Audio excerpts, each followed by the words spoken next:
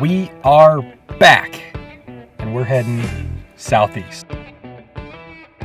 And over the next 5 days and 4 parts, this would be the setting for our trip. In our 500-mile journey, we would cross high mountain passes topping over 8,000 feet, wide open plains along the Mexican border, and strange dusty playas as we make our way from Tucson to the small mountain town of Paradise deep in the Chiricahua Mountains. Our trip would be full of adventure as we made our way along scenic routes, exploring old mines, excellent campsites, and historic stops as we head east to the New Mexico border.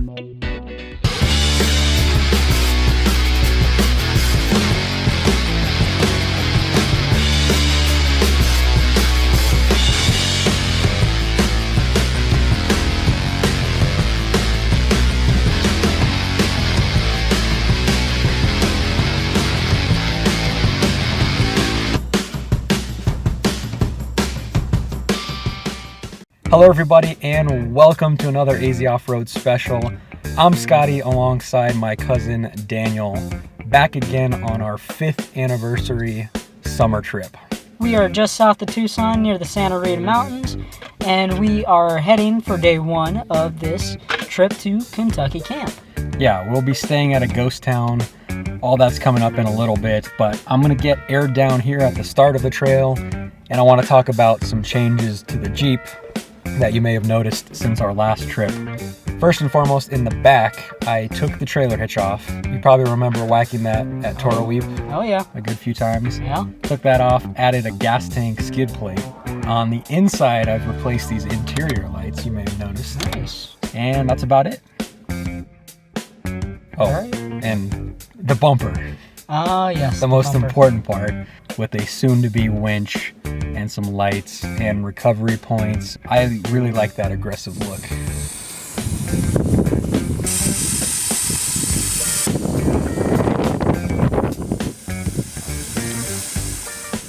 You ready for the trip? Let's do this. Let's make it fist bump official. Let's go.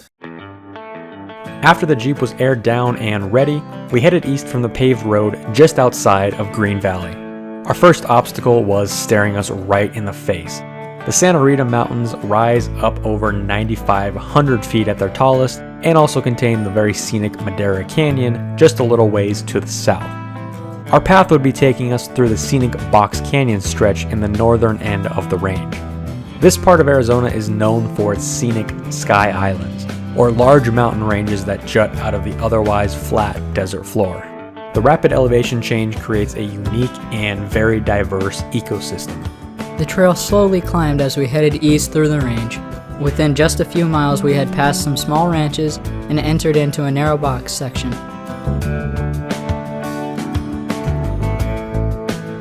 Here, the trail remained decently wide, however, we were met with a sheer rock wall on the left and a big drop on the right.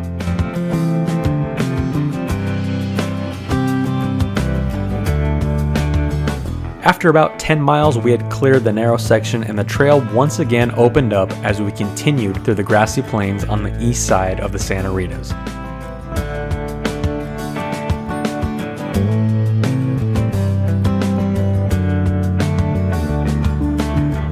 The views were really something as we were treated to an expansive view of the surrounding valley.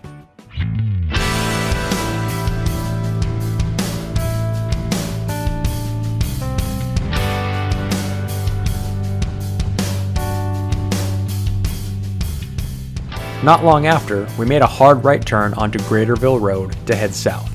From here on out, the trail would get slightly rougher and narrower in places until we reached our overnight stop for the night, Kentucky Camp, a ghost town in the historic Graterville mining district.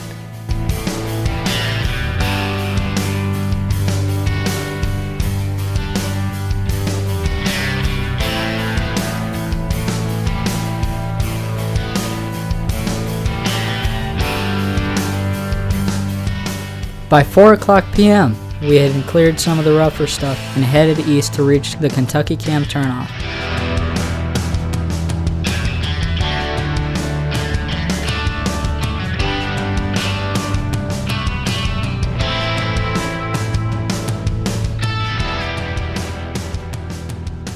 We made another hard right turn, passed through a gate, and dropped down into Kentucky Camp.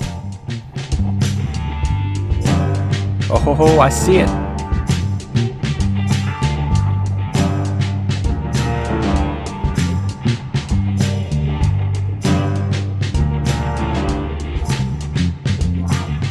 Kentucky Camp sits in the appropriately named Kentucky Gulch of the Coronado National Forest. Today, numerous adobe buildings in varying states of decay remain. Most present-day visitors tour through the main headquarters building and walk the grounds of the historic mining camp. But if you would like, the smaller building can be reserved and you are able to stay the night on the premises, which is exactly what we'd be doing.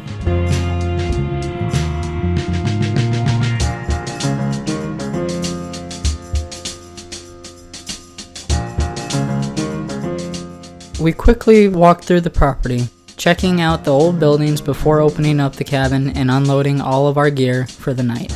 The cabin is definitely rustic, but had what we needed for the night: beds, electricity, bathrooms, and a simple kitchen setup.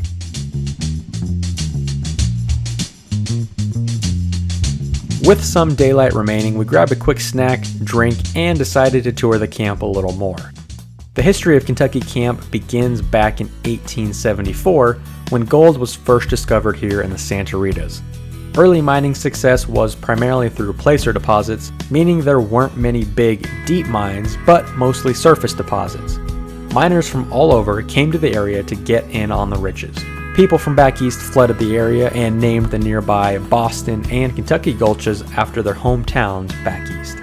Due to the proximity of the border, many local Mexican Americans also took part in the action. The area quickly swelled to over 500 people. By the late 1800s, most of the surface deposits had been played out and the population dropped. It was at this point in 1902 when the Santa Rita Water and Mining Company was founded in an attempt to revitalize the area, and in 1904, the current buildings were constructed at Kentucky Camp to serve as the headquarters. Mining engineer James Stetson, backed financially by George McCannany, started hydraulic mining in the area. Hydraulic mining consists of blasting high-pressure water at the surface to blast away debris and expose rich minerals. The water here at Kentucky Camp was piped over 8 miles through the high desert. Success was short-lived when Stetson died after falling out of a window of a Tucson hotel in 1905.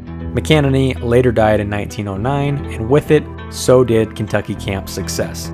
The mining camp was sold for back taxes and became part of a large ranch owned by Tucson attorney Lewis Hummel. The buildings were used as a ranch headquarters before being abandoned altogether. The property was later acquired by the Forest Service, and preservation efforts were made by the Friends of Kentucky Camp to restore the buildings to where they are today, which is fantastic.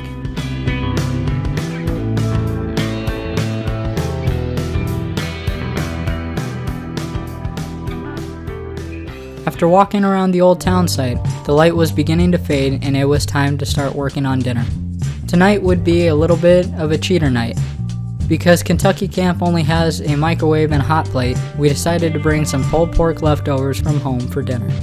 With a simple nuke in the microwave, we were enjoying some delicious homemade food in minutes and had paired with a pickle spear and a corn on the cob.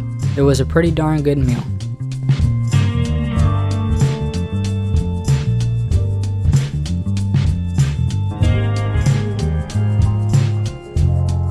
While today wasn't an overly long and difficult day, we decided to turn in early. Tomorrow would be a busy day, covering 50 miles of trail along the Mexican border. Next time, we continue our journey southeast as we head through the Patagonia Mountains to several old historic towns and monuments along the US-Mexico border. We'll traverse over 50 miles of off-road trails across the gorgeous San Rafael Valley before climbing into the scenic Coronado National Memorial. We'll spend the night camping just outside of another huge Arizona mining town, Bisbee.